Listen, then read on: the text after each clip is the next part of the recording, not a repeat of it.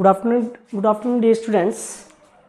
आज हमारी जो क्लास है क्लास 10 से chapter 1 exercise 1.2 question number first. देखिए जो एक्सरसाइज 1.1 है इस बार 2023 में आपके सिलेबस से डिलीट है। यानी सिलेबस में फिर क्या है 1.2 एंड 1.4, उसके लिए मैंने ऑलरेडी एक वीडियो बनाया हुआ है, वो आप देख सकते हैं। मैंने एक शॉर्ट वीडियो बनाया हुआ है, उस पर पूरे सिलेबस एक पेपर पे लिख के आपको बताया था मैंने। तो वहाँ से एक्सरसाइज 1.1 एंड एक्सरसाइज 1.2 दोनों एक्सरसाइज डिलीट हो चुकी हैं। तो अब हमारे पास क्या है एक्सरसाइज 1.2 और most of the most question ये आपके सामने है। Prove that √5 is irrational number. क्या है इरेशनल, ये क्या करना है, इसको प्रूव करना है कि ये इरेशनल नंबर है। जब मैंने आपको पूरी एक वीडियो बनाया था उस पर मैंने बोला था कि what is rational and irrational, ये सब मैंने आपको बताया था और बोला था कि भाई ये जो नंबर्स जो रूट के अंदर होते हैं ये सब के सब क्या होते हैं, इरेशनल नंबर होते हैं। वो हमें पता है कि इरेशनल है, बट इसने बोला कि प्रूव दैट, इसको प्रूव कीजिए कि ये इरेशनल है। तो मैं इसके लिए क्या करूँगा, सबसे पहले मैं इसके लिए ये करूँगा कि जो ये √5 है इसने तो इरेशनल बोला है, मैं इसकी बात को गलत बता के, मतलब इसकी बात को गलत बता के सही साबित कर दूंगा, तो मेरा ये क्वेश्चन प्रूफ हो जाएगा। यानी कैसे कह रहा है, ये कह रहा है कि √5 इज इरेशनल। तो मैं जब इसको सोल्व करूंगा तो मैं कहूँगा कि let √5 is a rational number. कैसा नंबर बोला मैंने इसको, रेशनल नंबर। और जब ये नंबर रेशनल है तो रेशनल नंबर कैसे होते हैं, P/Q की फॉर्म में। तो मैं इसको किसके इक्वल लिख लूंगा, A/B के equal. So √5 is equal to A/B, ठीक है, where A and B are integers.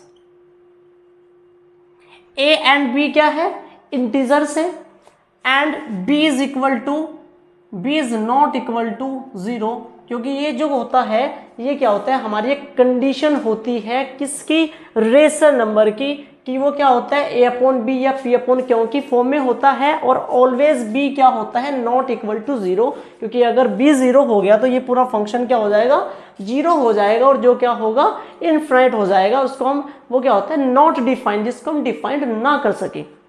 अब जो हमारा ये क्या आ गया A एंड B, तो A एंड B क्या होगा, so A and B are coprime number. अच्छा ये बताइए मुझे, अब ये जो कोप्राइम, ये नया वर्ड आया है हमारे पास में, what is coprime. Coprime number वो होता है जिसका HCF 1 हो। जैसे मैंने ये लिखा है, कोई नंबर ये लिखा है 2 और 3, तो इसका जो HCF है, हाईएस्ट कॉमन फैक्टर है, जो दोनों नंबर्स को डिवाइड कर रहा हूं, वो ओनली क्या है 1 से ही ये दोनों नंबर क्या हो रहे हैं, डिवाइड हो रहे हैं। तो ऐसा नंबर जो ओनली 1 से ही डिवाइड हो वो क्या होता है, कोप्राइम नंबर। तो ये क्या हो गया हमारा, A and B are coprime number. अब देखिए ये √5 इज इक्वल टू 1/B आ गया हमारा, और ये क्या बोला कि A और B क्या है, इंटीजर्स है, और A B क्या है, और कोप्राइम नंबर है। अब ये कोप्राइम नंबर है, चलो इस आगे देखते हैं। अब क्या करते हैं, स्क्वायर ऑन बोथ साइड्स कीजिए, दोनों साइड का क्या करना है, स्क्वायर करना है। तो √5 square is equal to A/B whole square. अब √5 का स्क्वायर कितना होता है, 5, क्योंकि जब √5 को हम कैसे लिखते हैं, √5 इंटू √5, और जब रूट की रूट से मल्टीप्लाई करते हैं तो रूट से रूट कैंसिल हो जा रहा है, तो क्या आएगा, ओनली 5 आएगा। तो क्या आएगा इसका आंसर 5। तो ये क्या होगा, अलग अलग जब स्क्वायर को डिस्ट्रीब्यूट करेंगे तो A का स्क्वायर अपॉन B का स्क्वायर। अब यहाँ के बाद क्या करना है, यहाँ के बाद क्रॉस मल्टीप्लाई करनी है। क्रॉस मल्टीप्लाई कैसे करेंगे, A की मल्टीप्लाई देखो, B की मल्टीप्लाई इसमें करेंगे 5B²। देखो जिसके अपोन में कुछ नहीं होता एटलीस्ट उसके अपोन में 1 तो होता ही है। तो A² की मल्टीप्लाई किससे करेंगे, 1 से, तो A²। अब ये क्या है, B² is equal to A²। ये कहाँ पे मल्टीप्लाई में, तो इक्वल से इधर कहाँ जाएगा, डिवाइड में। तो इसको इक्वेशन लेते हैं हम फर्स्ट। अब ये क्या हो रहा है, B² is equal to A²/5 आ गया हमारा। अब ये जो चीजें आई है हमारे पास, ये जो चीजें आई हैं, मैं ये कह सकता हूं कि जो 5 है वो ए स्क्वायर को क्या कर रहा है, डिवाइड कर रहा है। 5 क्या कर रहा है, 5 डिवाइड्स ए स्क्वायर, डिवाइड्स ए स्क्वायर। अब एक चीज बताइए, जब 5 ए स्क्वायर को डिवाइड कर रहा है, देखिए ए क्या है, कोई भी इंटीजर है, अगर मैं ए के पहले इस पे देखो, मैं बता रहा हूं आपको, एक थोड़ा सा समझना इसको, ए की वैल्यू अगर मैं 5 लूं तो यहाँ पे ए स्क्वायर हो जाएगा, 5 का स्क्वायर अपॉन 5, तो ये बताना कि ये 25 आएगा, नहीं कैंसिल हो जाएगा 5 से। अगर मैं ये कहूं कि 5 डिवाइड्स करेगा, डिवाइड्स किसको करेगा, ए को, 5 डिवाइड्स ए, यानी 5 किसको डिवाइड करता है, ए को भी करता है। कैसे, अगर मैं ए की वैल्यू 5 ले रहा हूं तो यहाँ पे ए की वैल्यू 5 आएगी, 5/1 यानी क्या जाएगा 1, यानी इसको भी ये क्या कर देगा, कंप्लीटली डिवाइड कर देगा। तो 5 डिवाइड्स क्या आ गया, ए। अब नेक्स्ट मैं क्या कर रहा हूं, इसके बाद सेम जितने भी क्वेश्चन आप ऐसे करोगे, सब क्वेश्चंस में ये ध्यान रखना है, सेम प्रोसीजर को फॉलो करना है। क्या करना है, सेम प्रोसीजर को फॉलो करना है, वो प्रोसीजर को बिल्कुल भी चेंज नहीं करना है। उसके बाद में let a is equal to, देखो जो ये हमारे पास में होगा, जो ये आया है हमारे पास में, उसके कांस्टेंट में एक क्या ले लेंगे, इंटीजर्स 5c।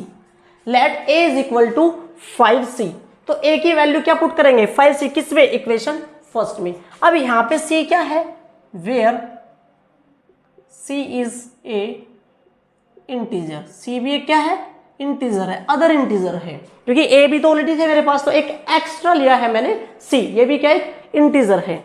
अब इसके बाद देखिए, अब ये a की वैल्यू जो 5c है किस में पुट करेंगे, बाय इक्वेशन फर्स्ट। अब ये कौन सी इक्वेशन में पुट करना है, इक्वेशन फर्स्ट में, तो b square is equal to, a की वैल्यू क्या है 5, तो यहां पे a का क्या है, स्क्वायर, तो a की वैल्यू का भी क्या होगा, स्क्वायर, और अपॉन कितना 5, तो b square is equal to 5 square कितना होगा 25, और c स्क्वायर अपॉन 5। देखिए 5 5 जा 25, तो b square is equal to 5c square. अब एक चीज बताइए, जिसके अपॉन में कुछ ना हो एटलीस्ट उसके अपॉन में 1 तो होता ही है। अब क्या करेंगे हम, क्रॉस मल्टीप्लाई, वो सेम प्रोसीजर जो हमने फॉलो किया था वही सेम प्रोसीजर इसमें अप्लाई करेंगे। अब देखिए 1 की, अब क्या करेंगे 1 की मल्टीप्लाई, अब 5c की मल्टीप्लाई इसमें कीजिए 5c स्क्वायर, और 1 की मल्टीप्लाई किसमें करेंगे b स्क्वायर, तो c square is equal to b square upon 5। देखना यही कंडीशन बन गई क्या। अब मैं क्या करूंगा, 5 किसको डिवाइड कर रहा है, b स्क्वायर को, जब वो b स्क्वायर को डिवाइड कर रहा है, यानी किसी भी इंटीजर्स के स्क्वायर को डिवाइड कर रहा है, तो वो सिंपल वाले को जो विदाउट स्क्वायर है उसको भी डिवाइड करेगा, ठीक है। तो 5 डिवाइड्स b स्क्वायर, सो 5 डिवाइड्स b। अब ये क्या बना यहां पे, अब ये जो चीज आई है निकल के, ये क्या निकल के आया है, ये कह रहा है कि 5 डिवाइड कर रहा है ए, बी स्क्वायर को 5 डिवाइड कर रहा है बी को। अब हमने ये कहा था कि ए और बी क्या है, कोप्राइम है। अब ए और बी कोप्राइम का मीन्स क्या बोलते हैं कि HCF 1 होना चाहिए, यानी इसका कोई भी कॉमन फैक्टर नहीं होना चाहिए। लेकिन यहाँ क्या हो रहा है, यहाँ तो 5 ए को भी डिवाइड कर रहा है, यहाँ 5 बी को भी डिवाइड कर रहा है, यानी इसका तो कॉमन फैक्टर 1 के अलावा और भी आ गया ना। तो इसको क्या लिखेंगे, here 5 is a common factor of a and b. 5 क्या है, कॉमन फैक्टर है ए एंड बी का, so A and B are not coprime, ठीक है। ए और बी क्या है, कोप्राइम नहीं है। अब हमारा जो कॉन्ट्रडिक्शन था वो क्या हो गया, फेल हो गया, हमारा एजुप्शन जो था वो क्या हो गया, रॉन्ग हो गया। तो मैं ये कहूंगा कि जो √5 है वो क्या है, मेरा एक इरेशनल नंबर है। तो अब मैं आगे क्या लिखूंगा, so contradict the fact that √2 is rational number. देखिए मैंने क्या कहा था कि मैंने कॉन्ट्राडिक्शन किया था कि ये जो sorry root five is a rational number, but ये क्या हो गया हमारा, रॉन्ग हो गया। तो अब हम क्या लिखेंगे, root five is a irrational number, irrational, ठीक है। और ये चीज हमारी क्या हो गई, प्रूफ हो गई, ठीक है। सबसे पहले हम ये हमें इरेशनल देगा, इसको रेशनल में कन्वर्ट करना है, रेशनल नंबर है तो a/b की फॉर्म में कन्वर्ट करना है। डिवाइड करेंगे, बोलेंगे इसको डिवाइड कर रहा है, सेकंड वाले नंबर को भी डिवाइड कर रहा है, इसलिए कॉमन फैक्टर, ये दोनों का कॉमन फैक्टर है। और कॉमन फैक्टर है तो को प्राइम है, और को प्राइम है तो कॉन्ट्राडिक्शन क्या हो रहा है हमारा, रॉन्ग हो रहा है। जो हमने रूट फाइव को इरेशनल लिया था तो हम क्या बोलेंगे, root five is a irrational number. I hope ये क्वेश्चन आपको अच्छे से समझ आ गया होगा। अब इसके अलावा आप रूट टू के लिए भी करके देखना है आपको, रूट थ्री के लिए भी आपको करके देखना है। रूट टू रूट थ्री सिर्फ करना कुछ नहीं है, यहाँ से सिर्फ ये चीज़ें चेंज हो जाएगी, बाकी प्रोसीजर आपका सेम रहेगा। लैंग्वेज ऐसे ही आपको नोट करनी है जैसे लिखवाया है मैंने। तो ये जो आपका पूरा ओवरऑल क्वेश्चन है, ये क्वेश्चन आपका ओवरऑल कंप्लीट हो गया है। आई होप आपको ये क्वेश्चन अच्छे से समझ आया होगा।